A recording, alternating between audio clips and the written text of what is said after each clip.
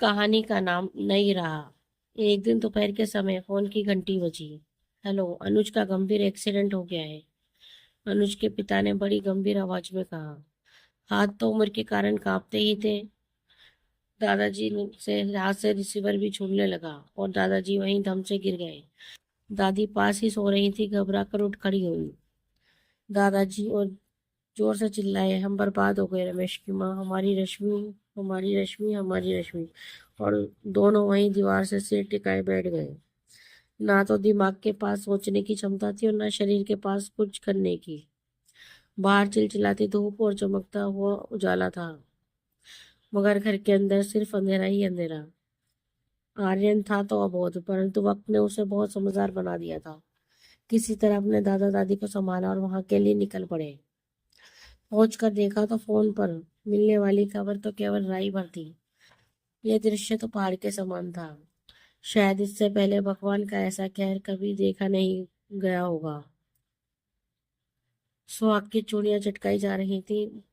मौत के इस दर्दनाक दृश्य के बारे में कुछ और नहीं कह सकते। ये तो संसार है, गाँव कितने भी गहरे हो, संस्कार सारे निभाने ही पड़ते हैं।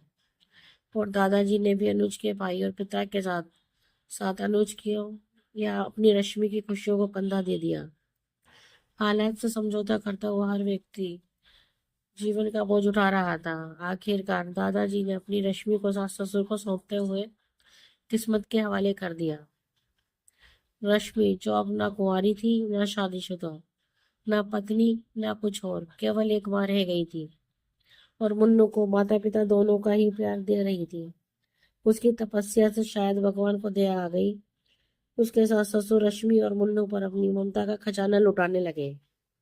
सुबह जब स्कूल का बस्ता जमाने के लिए आर्यन ने कैलेंडर पर नजर डाली तो दौड़ता हुआ दादी के पास आ गया। दादी, आज तो 16 मार्च है। दादी, तो मैं क्या करूं? मैं तो तुम्हारे मार्च वार्च नहीं जानती। सीधे सीधे बता आज क्या है? दादी, आज हमारे मुन्नू का जन्मदिन है। दादी के जैसे सारे घाव हरे हो गए। मगर आर्यन का उत्साह देखकर अपने आंसुओं को अपनी पलकों में ही कैद कर लिया। फिर अपनी कमर में बंधी कपड़े की थैली से पैसे निकालते हुए बोली, आर्यन बेटा, स्कूल से लौटते हुए अपनी उसकी पसंद का कोई उपहार ले आना, हम आज मुन्नू के पास चलेंगे। जैसे ही घर की घंटी बजी, दादाजी की आंखों के सामने जन्मदिन के नजारे तैर गए। नजारा कुछ ऐसा था जैसे किसी राजकुमार का जन्मदिन मनाया जा रहा हो। जैसे ही दरवाजा खुला, आर्यन ने दादी को झकझोरा। दादी, दरवाजा खुल गया। वो वर्तमान में आ गई। अनुज की माँ ने दरवाजा खोला। वे पहले की तरह शांत और खुश दिखाई देने का प्रयास कर रही थी, मगर उनकी ये खुशी उनके गम को नहीं छुपा पा रही थी। मुन्नू दौड़कर उनकी गोद में बैठ गया, उपहार पाकर नाचने लगा।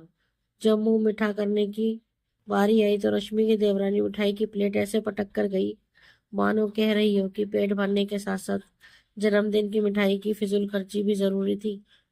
घर का सारा खर्च अब अनुज के भाई पर आ गया था। रश्मि केवल एक नौकरानी का खर्च बचाने जितना सहयोग कर पाती थी। दादाजी ने हजार बहाने बटोरे। हम बूढ़े हैं, अकेले हैं, आर्यन भी छोटा है, पास में ही एक स्कूल है, मुन्नू वहां पढ़ लेगा, वगैरह वगैरह। और रश्मि के पास के सास ससुर को उन्हें वहां से ले जाने के लिए तैयार कर लिया। रश्मि की देवरानी ने भी उसके ससुर को ये निर्णय लेने पर उनमें भरपूर सहयोग दिया। मुन्नू के जन्मदिन के साथ साथ रश्मि और मुन्नू के नए जीवन का एक नया दिन शुरू हो गया।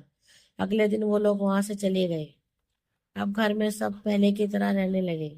बस रश्मि की माँ नहीं थी। मुन्नू अपने भविष्य के सवाल लेकर घूमता रहता था। एक दिन दादाजी ने बड़ी हिम्मत जुटाकर रश्मि से उसके विवाह की बात की, परंतु उसके लिए अनुज को बुलाना आसान नहीं था। उसके बाद दादाजी ने इस विषय को नहीं छेड़ा। कुछ ही सालों में आर्यन की शादी हो गई।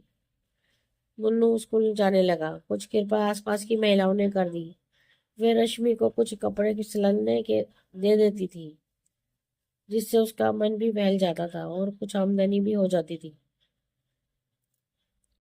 सब जिंदगी को आसान बनाने का प्रयास कर रहे थे और कुछ हद तक जिंदगी आसान भी हो गई थी।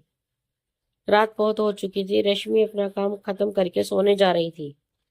तभी आर्यन के कमरे से निकले शब्दों ने रश्मि को बरबस अपनी ओर खींच लिया। सुनो जी, मुन्ना बड़ा हो रहा है, उसकी पढ़ाई का खर्च बढ़ता जा रहा है। रश्मि दीदी क्यों नहीं समझती कि पहाड़ सा जीवन यहाँ कैसे कटेगा। आर्यन की पत्नी के शब्दों में रश्मि और मुन्नू के लिए बोझ के भाव थे। दादाजी, एक दिन आप मेरी शादी की बात कर रहे थे।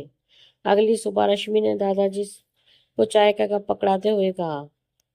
अचानक इस फैसले का कारण जानने के लिए हर कोई बेचैन था, मगर रश्मि ने कुछ भी न बताते हुए अपना फैसला सुना लिया।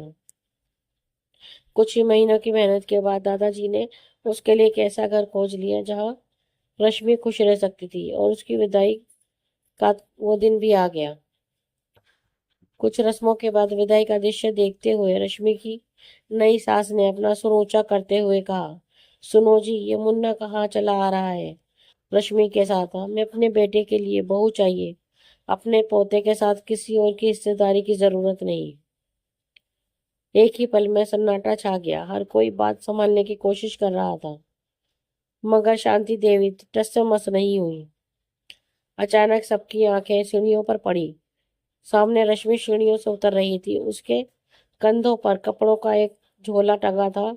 एक हाथ में मुन्नू का हाथ और दूसरे हाथ में सिलाई मशीन उठाए रश्मि बगैर किसी से कुछ कहे उस घर से विदा हो गई, अपनी जिंदगी की नई राह तलाशने के लिए। दोस्तों, आपको हमारी ये कहानी कैसी लगी, प्लीज कमेंट में हमें जरूर बताएं। अगर कहानी आपके दिल को छुए तो हमारे चैनल को लाइक एंड सब्सक्राइब करना ना भूलें। धन्यवाद।